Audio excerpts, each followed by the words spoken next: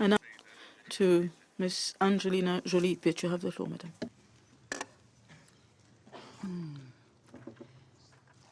Mr. President, foreign ministers, your excellencies, ladies and gentlemen,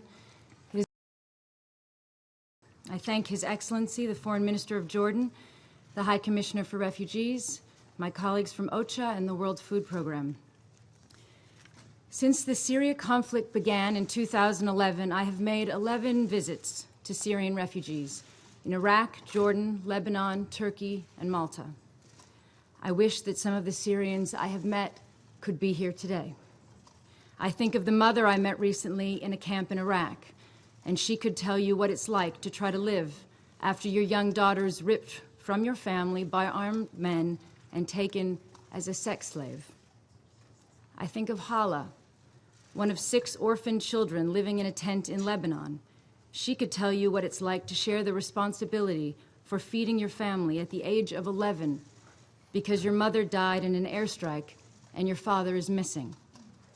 I think of Dr. Ayman, a doctor from Aleppo, who watched his wife and 3-year-old daughter drowned in the Mediterranean when a smuggler's boat collapsed, packed with hundreds of people.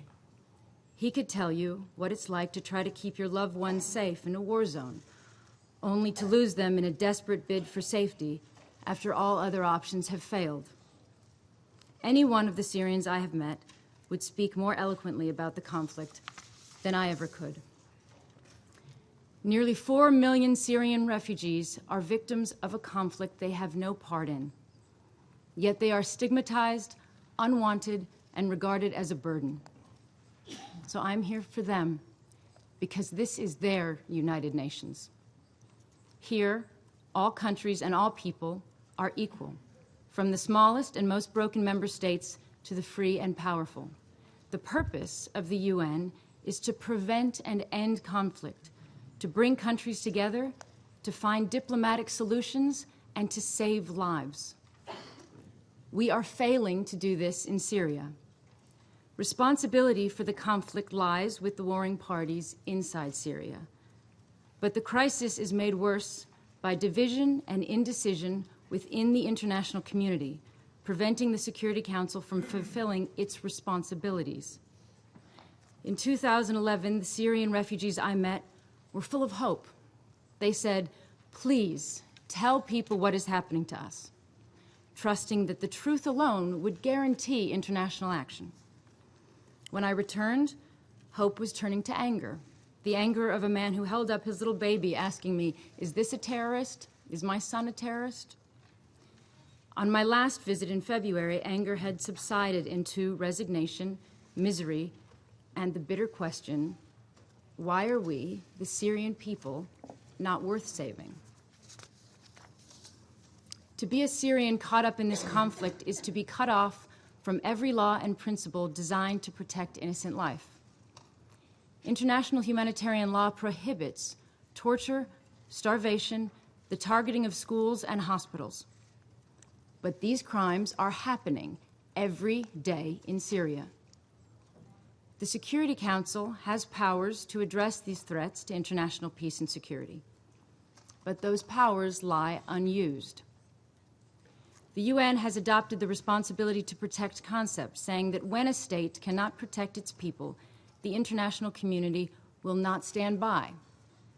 But we are standing by in Syria. The problem is not lack of information. We know in excruciating detail what is happening in Yarmouk, in Aleppo, in Homs. The problem is lack of political will. We cannot look at Syria and the evil that has arisen from the ashes of indecision and think this is not the lowest point in the world's inability to protect and defend the innocent. And I say this as someone who is proud to have been a part of the UN system for 13 years. I don't think enough people realize just how many people are fed, sheltered, protected, and educated by the United Nations every day of the year. But all of this good is undermined by the message being sent in Syria, that laws can be flouted, chemical weapons can be used, hospitals can be bombed, aid can be withheld, and civilians starved with impunity. So on behalf of the Syrian refugees, I make 3 pleas to the international community. The first is an appeal for unity. It is time for the Security Council to work as one to end the conflict and reach a settlement that also brings justice and accountability for the Syrian people. It is very encouraging to see ministerial representation from Jordan, Spain, and Malaysia here today. But I think we would all like to see foreign ministers of all the Security Council members here, working on a political solution for Syria as a matter of urgency. In the last few months, we have seen intensive diplomacy at work elsewhere in the region. So now let us see what is possible for the people of Syria. And while these debates are important, I also urge the Security Council to visit Syrian refugees, to see firsthand their suffering and the impact it is having on the region. Those refugees cannot come to the Council, so please, will you go to them? And second, I echo what is being said about the support from Syria's neighbors, who are making an extraordinary contribution. It is sickening to see thousands of refugees drowning on the doorstep of the world's wealthiest continent. No one risks the lives of their children in this way except out of utter desperation. If we cannot end the conflict, we have an inescapable moral duty to help refugees and provide legal avenues to safety. And third, the barbarism of those inflicting systematic sexual violence demands a much greater response from the international community.